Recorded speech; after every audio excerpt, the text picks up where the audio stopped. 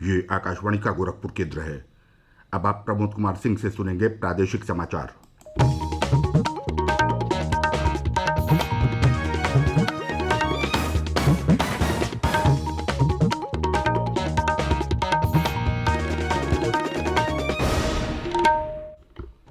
भारतीय reserve bank ने कोविड-19 को देखते हुए ऋणों के भुगतान में और 3 महीनों की रियायत देने की घोषणा की।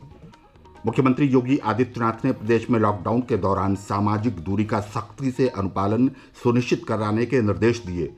कहा, कहीं भी भीड़ इकट्ठा न हो। केंद्रीय सूचना और प्रसारण मंत्री प्रकाश जावड़ेकर ने फर्जी खबरों के खिलाफ संघर्ष में सामुदायिक रेडियो को शामिल होने को कहा। और प्रदेश में 1199 श्रमिक विशेष रेलगाड़ियों से अब तक 16.5 लाख से अधिक प्रवासी कामगारों को लाया गया।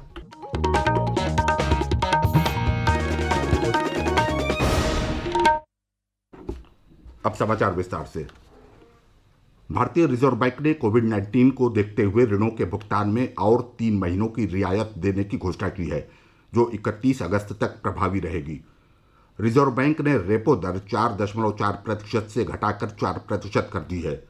रिवर्स रेपो दर में भी कमी की गई है। रिजर्व बैंक के गवर्नर शक्तिकांत दास ने कल मुंबई में मीडिया को इस बात की जानकारी दी।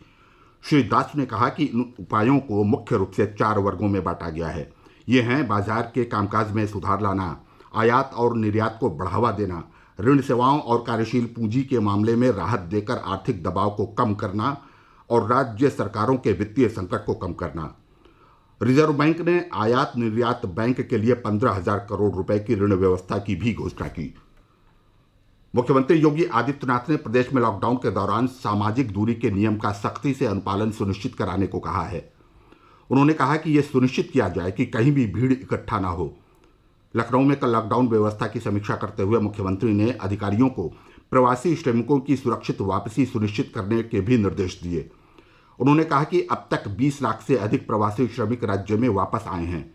मुख्यमंत्री ने सभी क्वारंटीन केंद्रों पर प्रवासी श्रमिकों की स्वास्थ्य जांच के लिए आवश्यक उपकरण उपलब्ध कराने के निर्देश दिए हैं। मुख्यमंत्री ने कहा कि प्रवासी श्रमिकों को 15 दिन की खाद्यान्न किट दी जाए और नियमित तौर पर खाद्यान्न उपलब्ध कराने के लिए उनके राशन कार्ड बनाए जाएं। मुख्यमंत्री ने क्वारंटीन होने के दौरान श्रमिकों को 1,000 रुपये का भरण पोषण भत्ता भी देने के निर्देश दिए। लॉकडाउन के दौरान प्रधानमंत्री किसान सम्मान निधि योजना के तहत देश भर के कुल 9 करोड़ 55 लाख किसान परिवार लाभान्वित हुए हैं और 19,000 करोड़ रुपए लाभार्थियों को जारी किए जा चुके हैं। सरकार कोविड-19 महामारी के बीच किसानों तथा कृषि गतिविधियों को मदद पहुंचाने के लिए कई उपाय कर रही है। केंद्रीय सूचना और प्रसारण मंत्री प्रकाश जावड़ेकर ने कहा है कि सरकार सामुदायिक रेडियो स्टेशनों पर विज्ञापनों के समय में बढ़ोतरी करके इसे 7 मिनट प्रति घंटे से बढ़ाकर 12 मिनट प्रति घंटे करना चाहती है, ताकि उन्हें टेलीविजन चैनलों के समकक्ष लाया जा सके। आकाशवाणी समाचार के जरिए सामुदायिक रेडियो स्टेशनों के श्रोताओं को संबोधित करते हुए कल श्री जावड़ेकर ने कहा कि सामुदायिक रेडियो अपने आप में एक समुदाय है और ये परिवर्तन के संवाहक हैं। श्री जावड़ेकर ने कहा कि मंत्रालय सामुदायिक रेडियो स्टेशनों की संख्या बढ़ाने की योजना बनाएगा। उन्होंने कहा कि इस तरह के रेडियो स्टेशन स्थापित करने में आने वाले खर्च का 75% मंत्रालय द्वारा वहन किया जाता है। श्री जावड़ेकर ने कहा कि फेक न्यूज बहुत खतरनाक होती है और इस पर प्रतिबंध को प्रेस की आज़ादी का हनन नहीं माना जाना चाहिए। उन्होंने इस बात पर जोर दिया कि सामुदायिक रेडियो स्टेशन स्थानीय स्तर पर सूचनाओं का सत्यापन कर सही समाचार देने में मदद कर सकते हैं। देश में कोरोना वायरस से संक्रमित 48,534 लोग उपचार के बाद ठीक हो चुके हैं। देश में कोविड-19 से ठीक होने की दर करीब 41% हो चुकी है। केंद्रीय स्वास्थ्य मंत्रालय के अधिकारी ने कल नई दिल्ली में बताया कि पिछले 24 घंटों के दौरान 3,234 लोग कोविड संक्रमण से स्वस्थ हुए हैं। कोरोना से होने वाली मृत्यु दर घटकर 3.02% रह गई है। भारतीय आयुर्विज्ञान अनुसंधान परिषद के अधिकारी ने बताया कि देश के विभिन्न सरकारी और निजी प्रयोगशालाओं में अब तक 27,55,000 से अधिक नमूनों की जांच की जा चुकी है।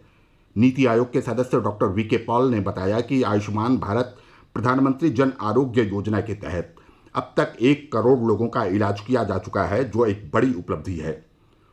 इस बीच एक अध्ययन में पता चला है कि लॉकडाउन के कारण देश में 20 लाख लोगों को संक्रमण से बचाया जा सका है और 54,000 लोगों की जान बचाई गई है। प्रादेशिक समाचार आप आकाशवाणी गोरखपुर से सुन रहे हैं।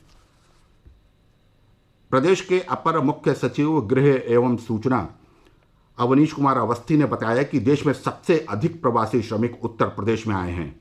उन्होंने बताया कि विभिन्न माध्यमों से अब तक राज्य में 20 लाख से अधिक प्रवासी श्रमिक पहुंचे हैं। श्री अवस्थी ने बताया कि राज्य सरकार ने अब तक 1199 रेलगाड़ियों की व्यवस्था की है, जिनसे 16.5 लाख से अधिक प्रवासी कामगारों को राज्य में लाया गया है। श्री अवस्थी ने बताया कि गोरखपुर में अब तक 153 श्रमिक विशेष रेलगाड़ियों से 1,86,000 से अधिक कामगारों को लाया गया है। लखनऊ में 66 रेलगाड़ियों से 84,000 से अधिक प्रवासी श्रमिक आए हैं। उन्होंने बताया कि जौनपुर में अब तक 71, वाराणसी में 57, गोंडा में 54, बस्ती में 45, प्रयागराज में 42 और प्रतापगढ़ में 41 ट्रेन प्रवासी श्रमिकों को लेकर पहुंची है। श्री अवस्थी ने कल लखनऊ में संवाददाताओं को संबोधित करते हुए कहा कि प्रदेश में अन्य राज्यों से लौटे प्रवासी श्रमिकों के अस्थायी राशन कार्ड बनाने का काम चल रहा है। इसके लिए जिला अधिकारियों द्वारा डीएसओ आपूर्ति निरीक्षकों के माध्यम से सर्वे कराया जा रहा है। उन्होंने बताया कि राज्य में अब तक 8,27,000 नए राशन कार्ड बनाए गए हैं, ताकि कोरोना महामारी के संकट के समय मनरेगा श्रमिकों और अन्य ज़रूरतमंदों को राशन उपलब्ध हो सके। श्री अवस्थी ने बताया कि राशन वितरण का वर्तमान चक्र कल समाप्त हो जाएगा। अंतिम दिन उन लाभार्थियों को प्रॉक्सी के माध्यम से राशन दिया जाएगा जिनका आधार प्रमाणीकरण न होने पाने से राशन नहीं दिया जा सका है। प्रदेश में कोरोना संक्रमण के 232 नए मामले सामने आए हैं, जिसके बाद राज्य में कुल संक्रमितों की संख्या 5,735 हो गई है। कल 120 लोग बीमारी से स्वस्थ भी हुए हैं। राज्य में कोविड-19 से स्वस्थ होने वालों की संख्या 3,324 हो गई है। अब तक बीमारी से 152 लोगों की मृत्यु हुई है। प्रदेश में कोरोना के सक्रिय मामलों की संख्या 2,259 है। पिछले 24 घंटों के दौरान सबसे अधिक 43 मरीज जौनपुर जिले में मिले, जहां संक्रमितों की संख्या बढ़कर 91 हो गई है। गाजीपुर में 14 मरीज मिलने के बाद संक्रमित मरीजों की तादाद 75 पहुंच गई है। बदायूं में कल 17 लोगों में संक्रमण की पुष्टि हुई, जिसके बाद जिले में संक्रमितों का आंकड़ा दुगना होकर 34 हो गया है। सिद्धार्थनगर में कल 12 नए मरीज मिलने के बाद संक्रमित व्यक्तियों की संख्या 75 हो गई है। इसके अलावा पिछले 24 घंटों में सहारनपुर और इटावा में 8, लखीमपुर खीरी में 7, आगरा, गाजियाबाद, रामपुर, प्रयागराज, अयोध्या, संत कबीर नगर, उन्नाव में 6, गौतम बुद्ध नगर, अलीगढ़, सीतापुर में 5, मेरठ, फिरोजाबाद, अमरोहा, मुजफ्फरनगर, फतेहपुर, बरेली में 4, बिजनौर, रायबरेली, गोंडा, पीलीभीत, भदोही में 3, कानपुर नगर, लखनऊ, मुरादाबाद, हापुड़, बहराइच, प्रतापगढ़, बलरामपुर और औरैया में 2 मरीजों में कोविड-19 संक्रमण की पुष्टि हुई। केंद्र सरकार ने गुजरात समाचार के उस दावे को खारिज कर दिया है जिसमें कहा गया है कि भारत में प्रति 1 लाख जनसंख्या पर 8,000 लोग कोरोना से प्रभावित हैं। पत्र सूचना कार्यालय पीआईबी ने इस आकलन को पूरी तरह गलत बताया है। पीआईबी ने स्पष्ट किया है कि देश में गुरुवार शाम तक प्रति 1 लाख की आबादी पर लगभग 8.3 लोग प्रभावित थे। भारतीय जनता पार्टी के नेता और पूर्व मंत्री नेपाल सिंह का कल मुरादाबाद में हृदय गति रुक जाने से निधन हो गया। वे 78 वर्ष के थे।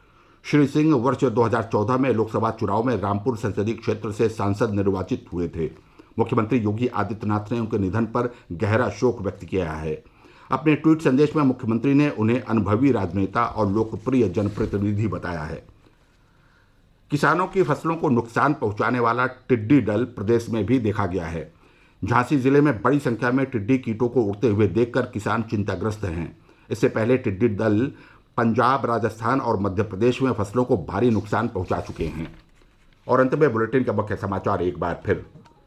भारतीय रिजर्व बैंक ने कोविड-19 को देखते हुए ऋणों के भुगतान में और 3 महीनों की रियायत देने की घोषणा की। मुख्यमंत्री योगी आदित्यनाथ ने प्रदेश में लॉकडाउन के दौरान सामाजिक दूरी का सख्ती से अनुपालन सुनिश्चित कराने के निर्देश दिए। कहा, कहीं भी भीड़ इकट्ठा न हो। केंद्रीय सूचना और प्रसारण मंत्री प्रकाश जावड़ेकर ने फर्जी खबरों के खिलाफ संघर्ष में सामुदायिक रेडियो को शामिल होने को कहा। और प्रदेश में 1199 श्रमिक विशेष रेलगाड़ियों से अब तक 16.5 लाख से अधिक प्रवासी कामगारों को लाया गया। इसके साथ ही ये समाचार बुलेटिन समाप्त हुआ। नमस्कार।